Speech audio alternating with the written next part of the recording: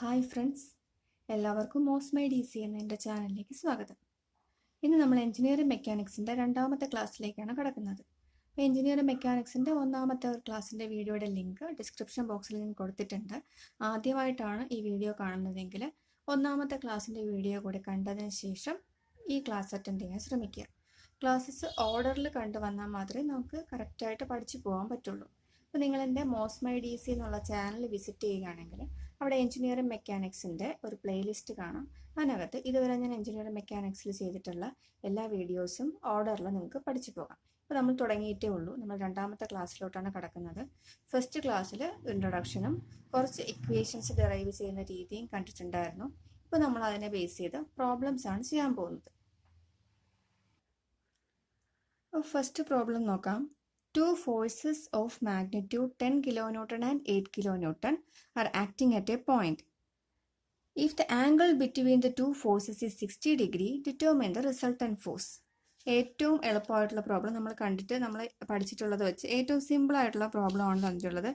എപ്പോഴും നമ്മൾ ചെയ്യാനുള്ളത് ഗിവൺ ഡേറ്റ ആദ്യമേ എടുത്തെഴുതണം. ഇപ്പോൾ ക്വസ്റ്റ്യനകത്ത് ഫിഗർ ഒന്നും തന്നിട്ടില്ല. നമുക്ക് ക്വസ്റ്റ്യൻ വായിച്ച് നമ്മളാണ് ഫിഗർ വരയ്ക്കുന്നത്. അതുകൊണ്ട് തന്നെ ക്വസ്റ്റ്യൻ കിട്ടിക്കഴിഞ്ഞാൽ ആദ്യം കംപ്ലീറ്റ് ആയിട്ട് അണ്ടർലൈൻ ചെയ്യണം. കാരണം ഇപ്പോൾ നമ്മൾ ഈ ഫിഗർ ക്വസ്റ്റ്യൻ വായിച്ചതിന് ശേഷം ഒരു ഫിഗർ വരയ്ക്കും. എന്താണ് പറഞ്ഞിട്ടുള്ളത്? രണ്ട് ഫോഴ്സസ് 10 കിലോ ന്യൂട്ടണും 8 കിലോ ന്യൂട്ടണും 60 ഡിഗ്രി ആംഗിളിൽ ആക്ട് ചെയ്യുന്നുണ്ട്. അപ്പോൾ നമ്മൾ ഫിഗർ വരച്ചിട്ട് ഇത് 10 കിലോ ന്യൂട്ടൺ, ഇത് 8 കിലോ ന്യൂട്ടൺ രണ്ട് മാർക്ക് ചെയ്തിട്ട് ഇടയ്ക്കുള്ള ആംഗിൾ 60 ഡിഗ്രി എന്ന് മാർക്ക് ചെയ്തു.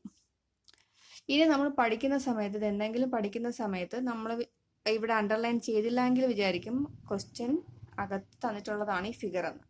അതുകൊണ്ടാണ് പറയുന്നത് ക്വസ്റ്റ്യൻ കംപ്ലീറ്റ് എഴുതി കഴിഞ്ഞാൽ അത് ഫിഗർ ഉള്ളതായാലും ഇല്ലാത്തതായാലും ക്വസ്റ്റ്യൻ കംപ്ലീറ്റ് എഴുതി കഴിഞ്ഞതിന് ശേഷം ഫുൾ അണ്ടർലൈൻ ചെയ്യുക. അതിനുശേഷം ഈവൻ ക്വസ്റ്റ്യനകത്ത് ഒരു ഫിഗർ തന്നിട്ടുണ്ടെങ്കിൽ പോലും പിന്നെ നമ്മൾ അതിനകത്ത് ഒരു ചേഞ്ചും വരുത്താൻ പാടില്ല. രണ്ടാമതൊരു ആൻസർ ഫിഗർ വരച്ചതിന് ശേഷമേ എന്തെങ്കിലും ചേഞ്ച് ഉണ്ടെങ്കിൽ അത് വരുത്താവും.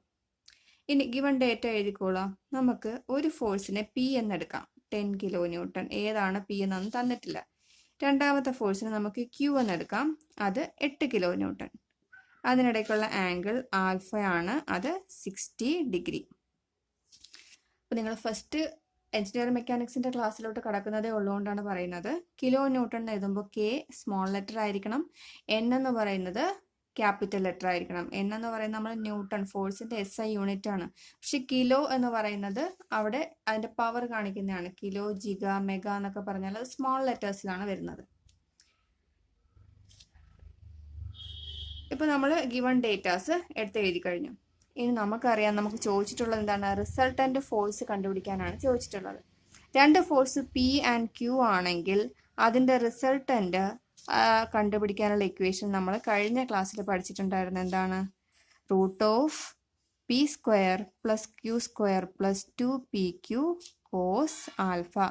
അവിടെ ആൽഫ എന്ന് പറയുന്നത് ആ രണ്ട് ഫോഴ്സിന്റെ ഇടയ്ക്കുള്ള ആംഗിൾ ആണ്. അങ്ങനെയാണെങ്കിൽ റിസൾട്ടന്റ് കണ്ടുപിടിക്കാനുള്ള ഇക്വേഷൻ കഴിഞ്ഞ ക്ലാസ്സിൽ ഇതുകൊണ്ടാണ് ഫസ്റ്റ് ക്ലാസ് കൂടെ അറ്റൻഡ് ചെയ്തതിന് ശേഷം ഈ ക്ലാസ്സിലോട്ട് വരണം എന്ന് പറഞ്ഞത്. അപ്പോൾ ഇതാണ് നമ്മുടെ ഇക്വേഷൻ എങ്കിൽ അതിനെ ഒരു ബോക്സിലാക്കി ഇടുക. ഇനി എന്ത് ചെയ്താൽ മതി? ഡയറക്റ്റ് സബ്സ്റ്റിറ്റ്യൂഷൻ മാത്രമേ ഉള്ളൂ. അതുകൊണ്ടാണ് ഏറ്റവും സിമ്പിൾ ആയിട്ടുള്ള പ്രോബ്ലം ആണെന്ന് പറഞ്ഞത്. അപ്പോൾ നമ്മൾ ഇക്വേഷനിൽ ഡയറക്റ്റ് സബ്സ്റ്റിറ്റ്യൂട്ട് ചെയ്യുകയാണെങ്കിൽ എന്ത് കിട്ടും? P square plus Q square plus 2PQ cos alpha.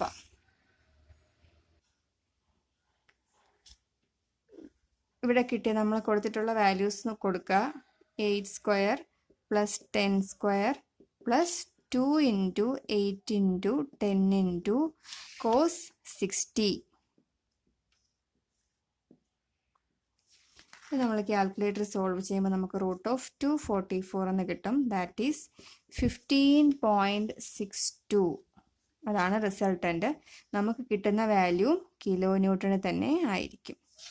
അപ്പോൾ കിലോയിൽ കെ സ്മോൾ ലെറ്റർ ആണ്, എൻ ക്യാപിറ്റൽ ലെറ്റർ ആണ്. 15.62 കിലോ ന്യൂട്ടൺ എന്നാണ് നമുക്ക് റിസൾട്ടന്റിന്റെ മാഗ്നിറ്റ്യൂഡ് കിട്ടിയത്. ഇതാണ് നമ്മുടെ ഫസ്റ്റ് ക്വസ്റ്റ്യൻ. ഇത് വളരെ സിമ്പിൾ ആയിട്ടുള്ള ക്വസ്റ്റ്യൻ ആണ്. നമുക്ക് അടുത്ത ക്വസ്റ്റ്യനിലോട്ട് കിടക്കാം. ഇപ്പോൾ രണ്ടാമത്തെ ഒരു ക്വസ്റ്റ്യൻ നോക്കുകയാണെങ്കിൽ, 2 equal forces are acting at a point with an angle 60 degree between them. If the resultant force is equal to 20√3 Newton, find the magnitude of each force. രണ്ട് ഈക്വൽ ഫോഴ്സസ്. അപ്പോൾ ഇവിടെ നമുക്ക് ഒരു ഹിന്റ് ക്വസ്റ്റ്യൻ തന്നിട്ടുണ്ട്. 2 equal forces, 2 equal forces ആണ് act ചെയ്യുന്നത്. Figure ഒന്നും question തന്നിട്ടില്ല. അപ്പോൾ ഗിവൺ ഡേറ്റ എടുത്ത് എഴുതുക. ഗിവൺ ഡേറ്റ നമുക്ക് ആകെ കൂടെ തന്നിട്ടുള്ള കാര്യം angle between them is 16 degree, 60 degree, 16 അല്ല 60. അതിനിടയ്ക്കുള്ള ആംഗിൾ നമ്മൾ ഏതാണ് ഡിനോട്ട് ചെയ്യുന്നത്? ആൽഫ കൊണ്ടാണ് ഡിനോട്ട് ചെയ്യുന്നത്. അപ്പോൾ ആൽഫ 60 ഡിഗ്രി ആണ്. ഇനി റിസൾട്ടന്റിന്റെ വാല്യൂ തന്നിട്ടുണ്ട് 20√3 ന്യൂട്ടൺ. ഇത്ര കാര്യങ്ങൾ മാത്രമേ തന്നിട്ടുള്ളൂ. നമുക്ക് രണ്ട് ഫോഴ്സിന്റെ മാഗ്നിറ്റ്യൂഡ് കണ്ടുപിടിക്കണം. പക്ഷെ ഒരു കാര്യം പറഞ്ഞിട്ട്, രണ്ട് ഫോഴ്സസും ഈക്വൽ ആണ്. ഇപ്പോൾ ഫസ്റ്റ് ക്ലാസ്സിൽ നമ്മൾ ഇക്വേഷൻസ് ഡിറൈവ് ചെയ്ത് പഠിച്ചപ്പോൾ അതിനകത്ത് രണ്ട് ഫോഴ്സും ഈക്വൽ ആവുകയാണെങ്കിൽ ഇക്വേഷൻ എങ്ങനെ മാറുമെന്ന് പഠിച്ചു. Resultant R is equal to 2p cos alpha by 2 എന്നാകും എന്ന് പഠിച്ചു. അപ്പോൾ ഇക്വേഷൻസ് ഒന്നുകിൽ ബൈ ഹാർട്ട് ചെയ്ത് വെക്കുക, അല്ല എന്നുണ്ടെങ്കിൽ ഇപ്പം ഫസ്റ്റ് ഇക്വേഷൻ മാത്രം R is equal to √p² plus q² plus 2pq cos alpha എന്നുള്ള ബേസിക് ഇക്വേഷൻ മാത്രം പഠിച്ചിട്ട് അതിനകത്ത് നമുക്ക് ഡിറൈവ് ചെയ്യാവുന്നതേ ഉള്ളൂ. രണ്ട് വാല്യൂസ് സെയിം ആണെന്ന് പറഞ്ഞാൽ പിക്കും ക്യൂവിനും പകരം പി എന്ന് മാത്രം കൊടുക്കുക. പക്ഷെ നമ്മളൊരു പ്രോബ്ലം ചെയ്യുമ്പോൾ അത് ഡിറൈവ് ചെയ്തെടുക്കുന്ന സമയം ലാഭിക്കാനായിട്ട് ബൈ ഹാർട്ട് ചെയ്ത് വെച്ചിരുന്നാൽ എളുപ്പമായിരിക്കും. അപ്പോൾ ഇതാണ് നമ്മൾ ബൈ ഹാർട്ട് ചെയ്ത് വെച്ചിട്ടുള്ള ഇക്വേഷൻ. ഇനി നമുക്ക് ഈ ഇക്വേഷനകത്ത് ആൽഫയുടെ വാല്യൂ തന്നിട്ടുണ്ട്, ആറിൻ്റെ വാല്യൂ തന്നിട്ടുണ്ട്, പി മാത്രമാണ് അൺനോൺ. അപ്പോൾ നമുക്ക് ഇതിന്ന് തന്നെ കണ്ടുപിടിക്കാനുള്ളൂ. അപ്പോൾ എന്ത് ചെയ്താൽ മതി? R is equal to 2p cos alpha by 2. അപ്പം നമ്മുടെ ഇക്വേഷൻ ആറിൻ്റെ വാല്യൂ എന്താണ്? 20√3. അപ്പോൾ LHS കിട്ടി. ഇനി നോക്കുമ്പം 2 × p × cos 60/2. ഇനി നമുക്ക് കാൽക്കുലേറ്റേഴ്സിലൊക്കെ സോൾവ് ചെയ്താൽ മതി. 2p√3/2 എന്ന് കിട്ടും. അതായത് p√3 which is equal to എന്താണ്? 20√3. അവിടെ നിന്ന് നമുക്ക് പിയുടെ ആൻസർ എന്ത് കിട്ടും? p is equal to 20 newton എന്ന് കിട്ടും.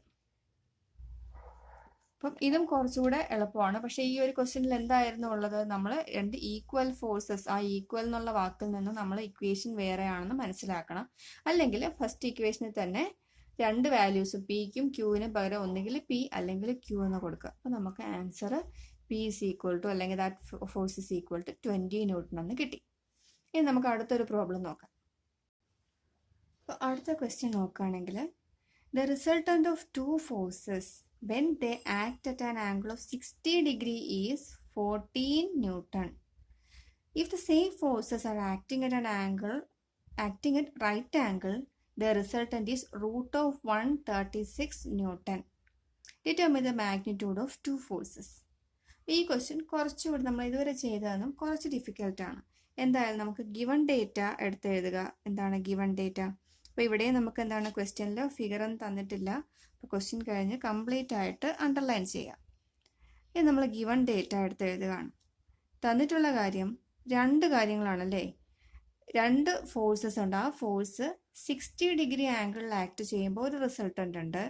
ഇനി അതേ ഫോഴ്സ് തന്നെ 90 ഡിഗ്രി ആംഗിളിൽ ആക്ട് ചെയ്യുമ്പോൾ ഒരു റിസൾട്ട് ഉണ്ട്. അപ്പോൾ നമുക്കിവിടെ കേസ് 1ഉം ഉണ്ട്, കേസ് 2ഉം ഉണ്ട്. കേസ് 1 എന്താണ്?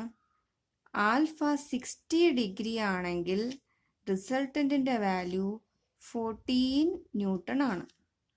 കേസ് 2 എന്ന് പറയുന്നത് ആൽഫ 90 ഡിഗ്രി ആണെങ്കിൽ റിസൾട്ടൻറ്റിൻ്റെ വാല്യൂ √136 ന്യൂട്ടൺ ആണ്. ഇനി നമ്മൾ പഠിച്ചിട്ടുള്ള ഇക്വേഷൻ, നമ്മൾ ഫസ്റ്റ് ക്ലാസ്സിൽ പഠിച്ചിട്ടുള്ളത് എന്താണ്? ഫസ്റ്റ് കേസ് എന്ന് പറഞ്ഞാൽ ഏതെങ്കിലും ഒരു ആംഗിൾ ആൽഫ ആക്ട് ചെയ്യുകയാണെങ്കിൽ അതിൻ്റെ ഇക്വേഷൻ നമ്മൾ നേരത്തെയും പറഞ്ഞതാണ്. എന്ത്? √p² plus q² plus 2pq cos alpha. ഇതാണ് രണ്ട് ഫോഴ്സസ് പിയും ക്യൂവും ഏതെങ്കിലും ഒരു പർട്ടിക്കുലർ ആംഗിളിൽ ആക്ട് ചെയ്യുകയാണെങ്കിൽ. ഇനി ഫസ്റ്റ് ക്ലാസ്സിൽ നമ്മൾ അവിടെ ഡിറൈവ് ചെയ്ത് വന്ന സമയത്ത് ഒരു സ്പെഷ്യൽ കേസായിട്ട് പഠിച്ചതാണ്. ഇഫ് ആൽഫ ഈസ് 90 ഡിഗ്രി, അതായത് റൈറ്റ് ആംഗിളിലാണ് ആക്ട് ചെയ്യുന്നതെങ്കിൽ നമ്മുടെ ഇക്വേഷൻ എങ്ങനെ മാറും? R is equal to √p² plus q² എന്ന് മാത്രമാകും. അപ്പോൾ ഇത്രയും കാര്യങ്ങൾ നമ്മൾ ഗിവൺ ഡേറ്റയും നമുക്ക് അറിയാവുന്ന ഇക്വേഷൻസുമാണ്. നമുക്ക് ഫസ്റ്റ് ഇക്വേഷൻ നോക്കാം. നമ്മൾ ഫസ്റ്റ് കേസ് 1 അനുസരിച്ചാണെങ്കിൽ R is equal to √p² plus Q square plus 2pq cos alpha. അതിനകത്ത് ആൽഫയുടെ വാല്യൂ 60 എന്ന് തന്നിട്ടുണ്ട്. നമുക്ക് root of p square plus Q square plus 2pq cos 60 എന്ന് കൊടുക്കാം. അത് ചെയ്യുമ്പോൾ എന്ത് കിട്ടും? 2 into p q into cos 60 1/2. അപ്പോൾ 2 ഒക്കെ ക്യാൻസൽ ആയിപ്പോയി. Root of p square plus Q square plus P q എന്ന് കിട്ടി. ഇനി ഈ റിസൾട്ടൻ്റെ വാല്യൂ ക്വസ്റ്റിന് തന്നിട്ടുണ്ടല്ലോ. എത്രയാണ് കേസ് 1-ൽ തന്നിട്ടുള്ളത്? 14. അങ്ങനെയാണെങ്കിൽ നമുക്ക് എന്ത് എഴുതാം? 14 is equal to root of p square plus Q square plus 2pq p q എന്ന് എഴുതാം. രണ്ട് സ്ക്വയർ ചെയ്യുകയാണെങ്കിൽ 14 square is equal to p square plus Q square plus P q. അപ്പോൾ നമുക്ക് 14 സ്ക്വയറിൻ്റെ ആൻസർ അറിയാം. നമുക്ക് അവിടെ നിന്ന് എങ്ങനെ എഴുതാം? P square plus Q square plus P Q is equal to 196 എന്ന് എഴുതാം. ഇത് നമുക്ക് ഇക്വേഷൻ നമ്പർ 1 എന്ന് കൊടുക്കാം. ഇനി നമുക്ക് ചെയ്യേണ്ടത് സെക്കൻഡ് കേസാണ്. സെക്കൻഡ് കേസ് നോക്കുകയാണെങ്കിൽ r is equal to root of p square plus Q square എന്ന് മാത്രമേ ഉള്ളൂ. അവിടെയും ആറിൻ്റെ വാല്യൂ നമുക്ക് തന്നിട്ടുണ്ട്. എത്രയാണ്? റൂട്ട് 136 എന്നാണ് തന്നിട്ടുള്ളത്. അപ്പോൾ സ്ക്വയർ ചെയ്യുമ്പോൾ രണ്ട് സൈഡിൽ നിന്ന് റൂട്ട് പോവും. നമുക്ക് രണ്ട് സൈഡ് സ്ക്വയർ ചെയ്യുമ്പോൾ എന്ത് കിട്ടും? 136 is equal to p square plus Q square എന്ന് കിട്ടും. അത് ഇക്വേഷൻ നമ്പർ 2. ഇത്രയും കാര്യങ്ങൾ നമുക്ക് തന്നിട്ടുള്ള കാര്യങ്ങളൊക്കെ വായിച്ച് നോക്കി നമുക്കറിയാവുന്ന ഇക്വേഷൻസ് എന്നൊക്കെ കണ്ടുപിടിക്കാം. അപ്പോൾ ഈ ഒരു ക്വസ്റ്റ്യൻ ചെയ്യുമ്പോൾ നമുക്ക് കുറച്ചൊന്ന് ചിന്തിക്കേണ്ട ആവശ്യം കൂടെ വരുന്നുണ്ട്. നമുക്ക് കണ്ടുപിടിക്കേണ്ട എന്താണ്? പിയും ക്യൂവും കണ്ടുപിടിക്കണം. നമുക്ക് രണ്ട് ഇക്വേഷൻസും ഉണ്ട്. ഇവിടെ നോക്കുമ്പം ഫസ്റ്റ് കേസ് നമ്മൾ കണ്ടുപിടിച്ചതിൽ P square plus Q square plus P Q is equal to ഒരു ആൻസർ കിട്ടിയല്ലേ? അപ്പോൾ നമ്മൾ ജസ്റ്റ് ഇവിടെ ഒന്ന് ചിന്തിക്കണം.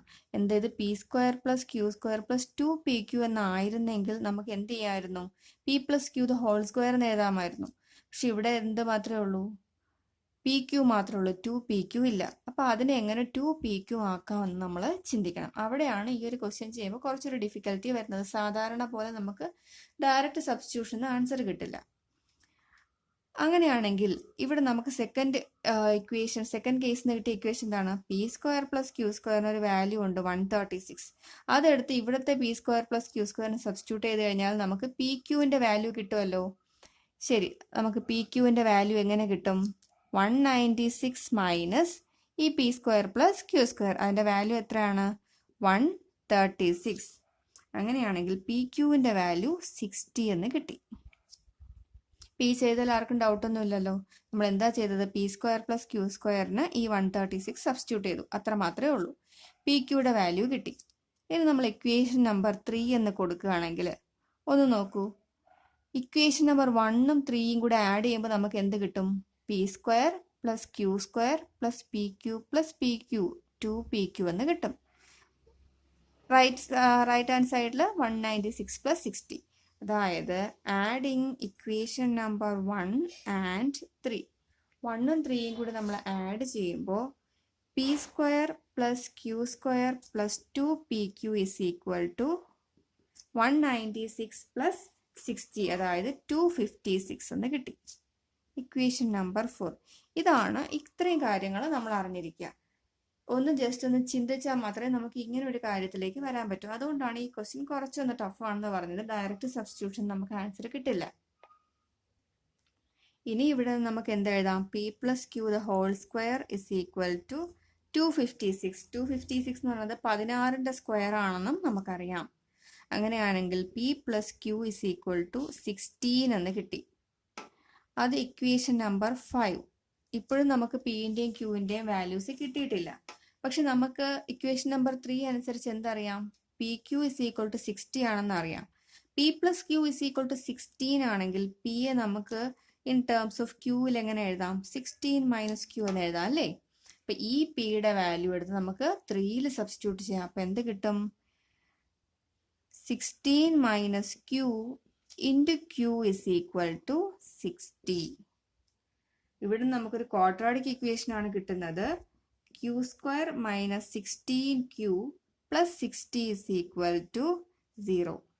ഈ ക്വാഡ്രാറ്റിക് ഇക്വേഷൻ നമ്മൾ സോൾവ് ചെയ്യുമ്പോൾ ക്യൂവിന് 10 ഓർ 6 എന്ന രണ്ട് വാല്യൂസ് നമുക്ക് കിട്ടും.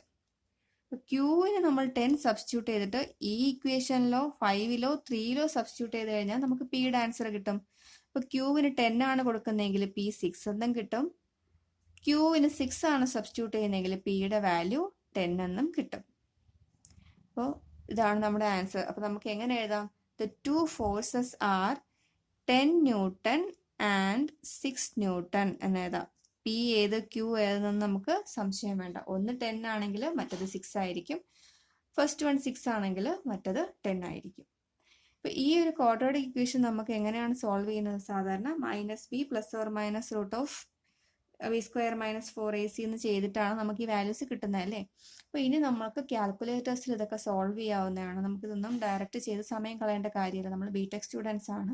അപ്പോൾ ഇനി പ്രോബ്ലം ചെയ്യുമ്പോൾ നമുക്ക് സയൻറ്റിഫിക് കാൽക്കുലേറ്റേഴ്സ് യൂസ് ചെയ്യാം. അതിനകത്ത് ഇതൊക്കെ എങ്ങനെയാണ് സോൾവ് ചെയ്യുന്നത്? നമ്മൾ ഈ ചെയ്യുന്ന ഒരുപാട് ടഫായിട്ടുള്ള കാര്യങ്ങളല്ല, സിമ്പിളി നമുക്ക് സയൻറ്റിഫിക് കാൽക്കുലേറ്റർ സോൾവ് ചെയ്യാം. അപ്പോൾ അതെങ്ങനെയാണെന്ന് ഞാനൊരു വീഡിയോ ചെയ്യുന്നുണ്ട്. അപ്പോൾ ഇനി നമുക്ക് അടുത്ത പ്രോബ്ലത്തിലോട്ട് പോകാം. മൂന്നാമത്തെ ഒരു ക്വസ്റ്റ്യൻ നോക്കുകയാണെങ്കിൽ, 2 forces are acting at a point O as shown in figure. അപ്പോൾ ക്വസ്റ്റ്യനകത്ത് ഫിഗർ തന്നിട്ടുണ്ട്. ഇനി എന്താ പറഞ്ഞിരിക്കുന്നത്? Determine the resultant in magnitude and direction. ഈ തന്നേക്കുന്ന രണ്ട് ഫോഴ്സസ് പിയും ക്യൂവും ഒക്കെ ക്വസ്റ്റ്യന് തന്നെ തന്നിട്ടുണ്ട്. അതിൽ മാഗ്നിറ്റ്യൂഡും ഡയറക്ഷനും, റിസൾട്ടന്റിന്റെ മാഗ്നിറ്റ്യൂഡും വേണം, ഡയറക്ഷനും വേണം. അപ്പം നമുക്ക് എപ്പോഴും ഗിവൺ ഡേറ്റ ആദ്യമേ എടുത്ത് എഴുതണം. ഗിവൺ ഡേറ്റ എന്താണ്? P is equal to 50 Newton എന്ന ക്വസ്റ്റ്യനിൽ തന്നിട്ടുണ്ട്. Q is equal to 100 Newton എന്ന ക്വസ്റ്റ്യനിൽ തന്നിട്ടുണ്ട്. ആൻഡ് ആംഗിൾ ബിറ്റ്വീൻ ദം എന്താണ്? Alpha 30 degree. ഇത്രയും കാര്യങ്ങൾ നമുക്ക് ക്വസ്റ്റ്യനകത്ത് തന്നിട്ടുണ്ട്. ഇനി ഹൊറിസോണ്ടലുമായിട്ട് P എന്ന് പറയുന്ന ഫോഴ്സ് മേക്ക് ചെയ്യുന്ന ആംഗിൾ ആണ് 15 ഡിഗ്രി. ഇപ്പോൾ തൽക്കാലം നമുക്ക് അതിൻ്റെ ആവശ്യമില്ല. നമ്മുടെ ഇക്വേഷൻ എന്താണ്? R is equal to √p² + q² + 2pq cos alpha. ഇതാണ് നമ്മുടെ ബേസിക് ഇക്വേഷൻ. ഇവിടെ നമുക്ക് പിയുടെ വാല്യൂ അറിയാം, ക്യൂവിൻ്റെ വാല്യൂ അറിയാം, ആൽഫയുടെ വാല്യൂ അറിയാം. അപ്പോൾ ഡയറക്റ്റ് സബ്സ്റ്റിറ്റ്യൂഷൻ ആണ്. നമുക്ക് റിസൾട്ടന്റിന്റെ മാഗ്നിറ്റ്യൂഡ് കിട്ടും. 50² + 100² + 2 × 50 × 100 × cos 30. ഇത് ഡയറക്റ്റ് സബ്സ്റ്റിറ്റ്യൂഷൻ. നമുക്ക് ആൻസർ എന്ത് കിട്ടും? 145.46 ന്യൂട്ടൺ എന്ന് കിട്ടും. അപ്പോൾ റിസൾട്ടന്റ് കിട്ടി. പക്ഷെ നമുക്ക് ക്വസ്റ്റ്യൻ എന്ത് പറഞ്ഞിട്ടുണ്ട്? Determine the magnitude and direction of the resultant. അപ്പോൾ നമുക്ക് ഇനി അതിന്റെ ഡയറക്ഷൻ കൂടി വേണം. അങ്ങനെയാണെങ്കിൽ ഡയറക്ഷൻ കണ്ടുപിടിക്കാനായിട്ട് നമ്മൾ ഇക്വേഷൻ പഠിച്ചിട്ടുണ്ട്. tan θ is equal to q sin alpha divided by p plus q cos alpha. ഇതാണ് തീറ്റ റിസൾട്ടന്റിന്റെ ആംഗിൾ കണ്ടുപിടിക്കാനുള്ള ഇക്വേഷൻ. പക്ഷെ കുറെ ഇക്വേഷൻസ് ഡയറക്റ്റ് ബൈഹാർട്ട് ചെയ്ത് വെച്ചിട്ട് കാര്യമില്ല. നമ്മൾ സംഭവം എന്താണെന്ന് അറിഞ്ഞിരിക്കണം. ഇപ്പൊ നമുക്ക് പി എന്നും ക്യൂ എന്നും രണ്ട് ഫോഴ്സസ് ഉണ്ട്. അതിനിടയ്ക്കുള്ള ആംഗിൾ ആൽഫ ആണെങ്കിൽ റിസൾട്ടന്റ് കണ്ടുപിടിക്കുന്ന ഇക്വേഷനാണ് നമ്മൾ പഠിച്ചത് അല്ലേ. അതിനുശേഷം നമ്മൾ ഈ ഒരു tan θ is equal to q sin alpha by p plus q cos alpha എന്ന് പറഞ്ഞ ഇക്വേഷൻ സബ്സ്റ്റിറ്റ്യൂട്ട് ചെയ്താൽ നമുക്ക് കിട്ടുന്ന തീറ്റ എന്താണ്? റിസൾട്ടന്റും പിയും തമ്മിലുള്ള ആംഗിൾ ആണ് നമുക്ക് കിട്ടുന്ന തീറ്റ. അപ്പം അക്കാര്യങ്ങളൊക്കെ മനസ്സിലാക്കിയതിന് ശേഷമേ നമുക്ക് എന്ത് ചെയ്യാൻ പറ്റുള്ളൂ? സബ്സ്റ്റിറ്റ്യൂട്ട് ചെയ്യാൻ പറ്റുള്ളൂ. അതായത് തീറ്റ is equal to tan inverse q sin alpha divided by p plus q cos alpha എന്ന് പറഞ്ഞ് നമ്മൾ സബ്സ്റ്റിറ്റ്യൂട്ട് ചെയ്യുമ്പോൾ ക്യൂവിൻ്റെ വാല്യൂ അറിയാം. ആൽഫ എന്ന് പറയുന്നത് പിക്കും ക്യൂക്കും ഇടയ്ക്കുള്ള ആംഗിളാണ്, ആ വാല്യൂ അറിയാം. ഇതെല്ലാം കൂടെ നമുക്ക് ഡയറക്റ്റ് സബ്സ്റ്റിറ്റ്യൂട്ട് ചെയ്യാം. സബ്സ്റ്റിറ്റ്യൂട്ട് ചെയ്യുമ്പോൾ എന്ത് കിട്ടും? 100 × sin 30 divided by 50 plus 100 × cos 30. ഇത് നമുക്ക് കാൽക്കുലേറ്റർ സോൾവ് ചെയ്യാവുന്നേ ഉള്ളൂ. നമുക്ക് ഡയറക്റ്റ് തീറ്റയുടെ ആൻസർ 20.10 ഡിഗ്രി എന്ന് കിട്ടും. അപ്പൊ ഈ ഒരു ക്വസ്റ്റ്യനിൽ നമുക്ക് റിസൾട്ടന്റിന്റെ മാഗ്നിറ്റ്യൂഡും ഡയറക്ഷനും എന്ന് പറഞ്ഞിട്ടുണ്ട്. ഡയറക്ഷൻ എന്നേ പറഞ്ഞിട്ടുള്ളൂ, എവിടെ നിന്നുള്ള ഡയറക്ഷൻ എന്നൊന്നും പറഞ്ഞിട്ടില്ല. ഇപ്പൊ നമുക്ക് കിട്ടിയത് പി എന്ന് പറയുന്ന ഫോഴ്സുമായിട്ട് റിസൾട്ടന്റ് മേക്ക് ചെയ്യുന്ന ആംഗിൾ ആണ്. അപ്പോൾ നമുക്ക് ഹൊറിസോണ്ടലുമായിട്ട് റിസൾട്ടൻ്റ് മേക്ക് ചെയ്യുന്ന ആംഗിൾ കിട്ടണമെങ്കിൽ എന്ത് ചെയ്യണം?